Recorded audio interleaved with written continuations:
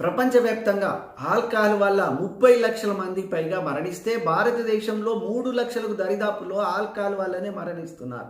ఈ ఆల్కహాల్ మరణాలు తగ్గాలంటే ఆల్కహాల్ తాగే వాళ్ళ లోపల ఈ లక్షణాలు ఉన్నట్టయితే వెంటనే ఆల్కహాల్ బంద్ చేసి వైద్యుని సంప్రదించడం దయచేసి మర్చిపోవద్దు.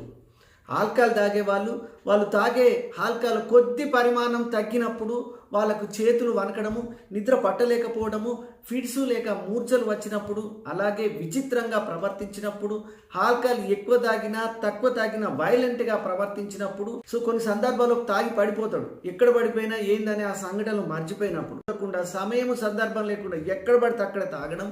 అలాగనే ఈ తాగడం కొరకు ఇంట్లో వస్తువులు అమ్మడం కానీ, పక్కలను అప్పులు అడగడం కానీ, సామాన్లు దొంగతనం చేయడం కానీ, ఈ తాగడం లేదే బతకలేని సిచ్యువేషన్కి వచ్చే ముందే మనం వైద్యులను సంప్రదించినట్టయితే 100% ఆల్కహాల్ను నయం చేయవచ్చు.